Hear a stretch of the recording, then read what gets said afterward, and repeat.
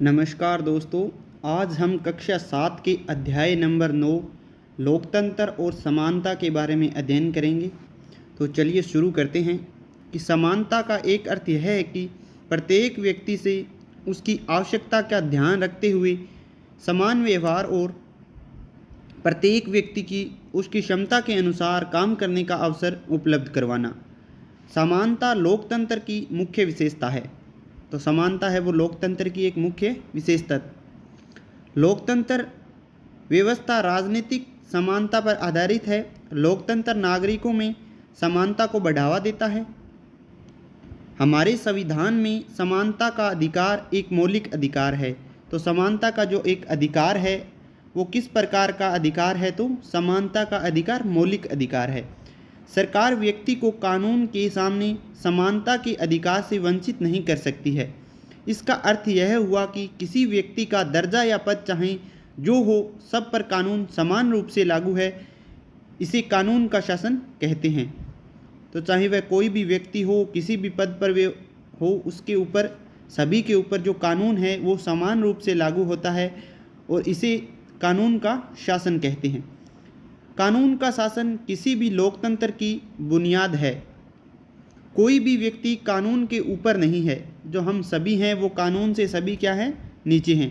किसी राजनेता, सरकारी अधिकारी या सामान्य नागरिक में कोई अंतर नहीं किया जा सकता है। तो कानून के आधार पर चाहे वो राजनेता हो, चाहे सरकारी कर्मचारी हो, चाहे अधिकारी हो या सामान्य नागरिक हो, उनके अंदर कोई भी अंतर नहीं किया जा सकता है। लोकतंत्र के विभिन्न घटकों में नंबर 1 पे है अपने प्रतिनिधि चुने जाने का अधिकार, जो एक राजनीतिक लोकतंत्र है।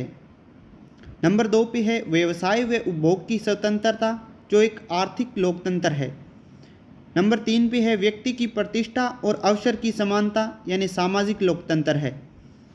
समाज में समानता स्थापित करने के लिए केवल राजनीति के क्षेत्र में ही नहीं, अपितु आर्थिक व सामाजिक क्षेत्र में लोकतंत्र आना चाहिए। किसी एक क्षेत्र में लोकतंत्र का अभाव दूसरे क्षेत्र में लोकतंत्र को नहीं पनपने देता है। भारतीय संस्कृति की अवधारणा यह भी है कि समानता के साथ साथ मनुष्य में परस्पर एकता और अपनापन भी होना चाहिए। समानता तो होनी चाहिए, उसके साथ साथ क्या है? एकता और अपनापन भी होना चाहिए। समानता एवं भारतीय संविधान, इसके बारे में हम आगे देखेंगे कि ये क्या है। भारतीय संविधान सरकार को सामाजिक, आर्थिक और राजनीतिक लोकतंत्र की स्थापना का निर्देश देता है। भारतीय संविधान में समानता के अधिकार को इस प्रकार स्पष्ट किया है। नंबर 1 पे है सरकार किसी भी उसके धर्म, जाति, समुदाय, लिंग और जन्म स्थान के आधार पर भेदभाव नहीं कर सकती। इनका सीक्वेंस है वो बहुत ही इम्पोर्टेंट है। इसको सीक्वेंस में ही याद रखिए कि क्या पहले क्या दिया हुआ है। पहले धर्म, फिर जाति, समुदाय, लिंग और जन्म स्थान। इन पांचों को आप ज़रूर याद रखें। आने वाले किसी ना किसी एग्ज़ाम में इनका सीक्वेंस पूछा जाएगा कि ये किस आधार पे है। तो नंबर 1 पे धर्म, फिर जाति, फिर समुदाय, फिर लिंग और फिर जन्म स्थान। उसके आधार पर भेदभाव नहीं किया जा सकता। किस में? समानता एवं भारतीय संविधान के अंदर। नंबर 2 पे है दुकान, सिनेमाघर और होटल जैसे सार्वजनिक स्थलों में किसी के प्रवेश को रोका नहीं जा सकता है।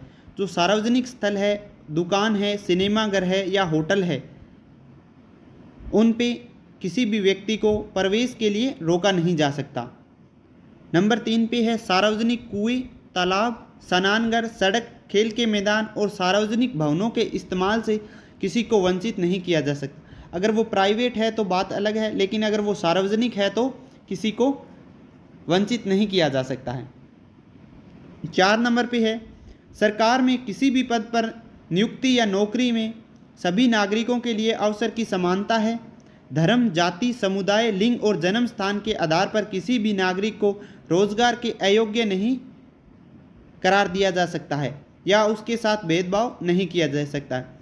इसमें आगे कुछ संविधान के जो संशोधन हैं, आगे कुछ सब पार्ट हैं इनके, उसके आधार से अलग अलग राज्यों में, जैसे पहाड़ी क्षेत्र में है, कुछ अलग अलग जो जनजाति वाले लोग हैं उनको कुछ अलग से उनके लिए प्रावधान किया गया है, लेकिन सामान्यतः जो हम देख सकते हैं कि उनके अंदर किसी भी नागरिक को रोजगार के लिए अयोग्य नहीं किया जा सकता है। वो आगे की उनकी अलग शर्तें हैं, वो आप जरूर ध्यान में रखें।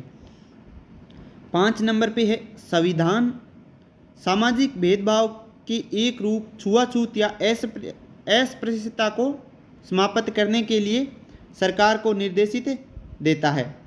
यानी अस्पृश्यता है जो छुआछूत है, उसके लिए उसको समाप्त करने के लिए सरकार को निर्देश देता है। सरकार ने किसी भी तरह के छुआछूत को कानूनी रूप से गलत करार देते हुए इसे एक दंडनीय अपराध करार दिया गया है। तो ये अनुच्छेद के 17 नंबर अनुच्छेद के अंदर है। ये अपने अस्पृश्यता का अंत बहुत ही इम्पोर्टेंट है। ज़्यादातर बार ये पूछा गया क्वेश्चन है कि अस्पृश्यता है वो कौन से अनुच्छेद के द्वारा शामिल की गई है, तो अनुच्छेद नंबर 17। 6 नंबर पे देखते हैं किसी भी सरकारी या सरकारी अनुदान पाने वाले शैक्षणिक संस्थान में किसी नागरिक को धर्म आदि के आधार पर प्रवेश लेने से रोका नहीं जा सकता। लेकिन कंडीशन क्या है, या तो वो सरकारी हो या सरकारी अनुदान पाने वाला शैक्षिक संस्थान हो। 7 नंबर पे है सरकार समानता के मौलिक अधिकार का उल्लंघन करने वाले कोई कानून नहीं बना सकती है और न ही कोई ऐसा फैसला दे सकती है कि जिससे क्या हो, समानता का जो मौलिक अधिकार है उसका उल्लंघन हो। तो ऐसा ना ही तो कोई कानून बनाया जा सकता है और ना ही ऐसा कोई फैसला दिया जा सकता है। कोई नागरिक या संस्थान या फिर स्वयं सरकार भी यदि व्यक्ति के इस अधिकार का उल्लंघन करती है तो वह व्यक्ति अदालत के जरिए उसे रोक सकता है। जब मामला सामाजिक या सार्वजनिक हित का हो तो ऐसे मामलों को लेकर कोई भी व्यक्ति जनहित याचिका के माध्यम से अदालत में मामले को उठा सकता है। इसमें कोई भी व्यक्ति है अगर उसका हनन हो रहा है उसके अधिकार का, समानता के अधिकार का, तो वह अदालत में मामला उठा सकता है। आगे हम बात करेंगे कि मताधिकार की समानता, जो मत देने का अधिकार है उसकी समानता के बारे में देखेंगे। भारत जैसे लोकतांत्रिक देश में सभी वयस्क अर्थात 18 वर्ष की आयु पूरी कर चुके नागरिकों को मत या वोट देने का अधिकार, सरकार चुनने का अधिकार है। तो कितने वर्ष की आयु होनी चाहिए? 18 वर्ष की आयु। उसके ऊपर के जो सभी है जो भारत के नागरिक हैं उनको वोट देने का अधिकार है या सरकार चुनने का अधिकार है, चाहे उनका धर्म कोई भी हो, शिक्षा का स्तर या जाति कुछ भी हो, वो गरीब हो या अमीर हो, चाहे स्त्री हो या पुरुष हो, हर एक को मत देने का अधिकार है। सबके मत की कीमत समान होती है। इसे सार्वभौमिक वयस्क मताधिकार कहा जाता है और यह लोकतंत्र का आवश्यक पहलू है। तो इसे क्या कहा जाता है? जिसमें सभी का मत मूल्य बराबर होता है उसे सार्वभौमिक वयस्क मताधिकार।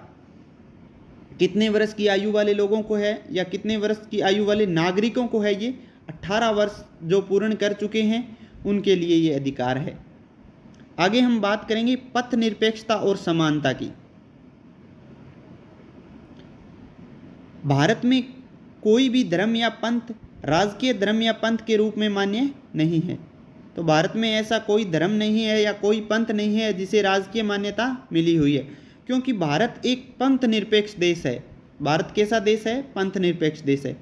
यहाँ व्यक्ति अपने मत के अनुसार जीवन यापन करते हैं। प्रत्येक को अपने धर्म या पंथ के पालन की स्वतंत्रता है। सरकार सभी धर्मों या पंथों को बराबर का सम्मान देती है। सरकार के लिए क्या है कि सभी धर्म और पंथ बराबर है, परंतु भाषाई एवं धार्मिक अल्पसंख्यक वर्गों को अपनी संस्कृति एवं विशिष्टताओं को बनाए रखने का अधिकार दिया गया है। इसमें भी कुछ अधिकार दिया गया है।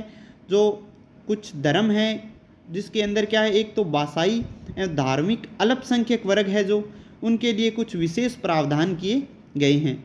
वे अपनी भाषा, लिपि और संस्कृति के संरक्षण के लिए अपने शैक्षिक संस्थान स्थापित कर सकती है। जैसे अपने देखते हैं मदरसा है, इस प्रकार के जो शैक्षिक संस्थान हैं उनकी स्थापना की जा रही है। तो वो क्या है, अल्पसंख्यक वर्ग के जो लोग हैं उनके लिए ये विशेषाधिकार है। आगे हम बात करेंगे नीति निदेशक तत्व और समानता।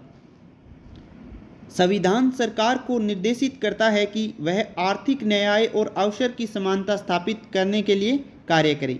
सरकार आर्थिक असमानता को कम करने का प्रयास करे। वह व्यक्तियों और समूहों के बीच प्रतिष्ठा, सुविधाओं और अवसरों की असमानता समाप्त करने का प्रयास करे। इस उद्देश्य का प्राप्त करने के लिए कानूनी प्रावधानों के साथ साथ ही सरकार अनेक योजनाएं व कार्यक्रम चलाती है। तो नीति निर्देशक तत्व और समानता के माध्यम से क्या है कि जो भी आर्थिक असमानता है उसको कम करने का प्रयास किया जा रहा है। व्यक्ति और समूह के बीच प्रतिष्ठा, सुविधाओं और अवसरों की जो असमानता है उसे समाप्त करने का प्रयास किया जा रहा है। इसके लिए सरकार कानूनी प्रावधानों के साथ साथ अनेक योजनाएं व कार्यक्रम हैं वो समय समय पर लाती रही है, जिससे ये जो असमानता है वो कम हो सके या समाप्त हो सके। आगे हम बात करेंगे आरक्षण व असमानता की। अवसर की समानता सुनिश्चित करने के लिए कुछ लोगों को विशेष अवसर देना जरूरी होता है। आरक्षण के पीछे उद्देश्य यह है कि समाज के वंचित व पिछड़े वर्गों को विकास के विशेष अवसर देकर उनके सामाजिक, आर्थिक व राजनीतिक विकास के द्वारा उन्हें समाज की मुख्य धारा की बराबरी की स्थिति में लाया जा सके या लाना है। तो आरक्षण का जो मुख्य उद्देश्य है वो क्या है कि जो समाज के वंचित व जो पिछड़ा वर्ग है उनके विकास के लिए उन्हें अलग अलग अवसर प्रदान किए जाएं, ताकि वो सामाजिक, आर्थिक और राजनीतिक विकास के द्वारा समाज की मुख्य धारा के अंदर जोड़ा जा सके। सरकार अपनी विभिन्न योजनाओं में महिला, वंचित वर्ग, गरीब और अन्यथा सक्षम लोगों जैसे विशेष योग्यजन वाले लोग होते हैं उनको प्राथमिकता देती है। संसद और विधानसभाओं के कुछ पद अनुसूचित जाति और अनुसूचित जनजाति वर्ग के लिए आरक्षित किए जाते हैं। स्थानीय निकायों में तो महिलाओं और अन्य पिछड़ा वर्ग के लिए भी पद आरक्षित किए गए हैं। इस प्रकार सरकारी नौकरियों में भी इन सभी वर्गों के लिए पद आरक्षित हैं। लोक कल्याण के लिए समानता स्थापित करने के लिए आवश्यकता इस बात की है कि ये लाभ अति ज़रूरतमंद व्यक्तियों तक अवश्य पहुँचे। तो जो जिनको ज़्यादा आवश्यकता है इसकी, उन तक ये लाभ पहुंचना चाहिए। भारत के 6 दशकों से अधिक की लोकतांत्रिक यात्रा का परिणाम है कि समाज के वे समूह हैं जो दीर्घकाल से पिछड़े हुए थे, उनकी सामाजिक, आर्थिक और राजनीतिक स्थिति में परिवर्तन हुआ है। हर क्षेत्र में सभी वर्गों की सहभागिता बढ़ रही है। समतामूलक और न्यायप्रिय समाज की स्थापना के लिए अभी और प्रयास करने की आवश्यकता है, जिसका अवसर लोकतंत्र ही प्रदान करता है। तो इस प्रकार से देखा हमने, एक सामान्य जानकारी थी। अगर कोई व्यक्ति बिल्कुल बेसिक से समझना चाहता है तो उसके लिए ये बहुत ही इम्पोर्टेंट जानकारी थी। इसको आप ध्यान से पढ़ें। एक बार में ये समझ ना आया हो तो इसे दोबारा देखें, बहुत ही इम्पोर्टेंट टॉपिक है ये। आगे कुछ शब्दावली दी गई है, उनको देख लेते हैं। नंबर 1 पे है जनहित याचिका।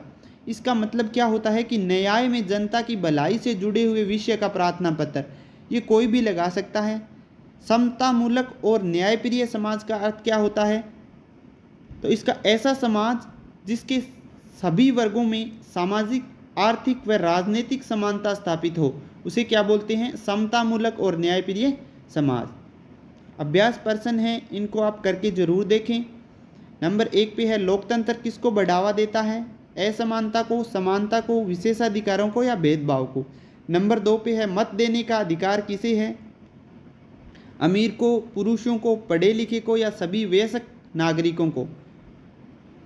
आगे 2 नंबर जो क्वेश्चन है, स्तंभ ए को स्तंभ बी में सुमेलित कीजिए। तो नंबर 1 पे है अपने प्रतिनिधि चुने जाने का अधिकार किसे है? व्यवसाय व उपभोग की स्वतंत्रता और व्यक्ति की प्रतिष्ठा और अवसर की समानता, ये तीनों किस प्रकार के लोकतंत्र के अंदर शामिल होते हैं?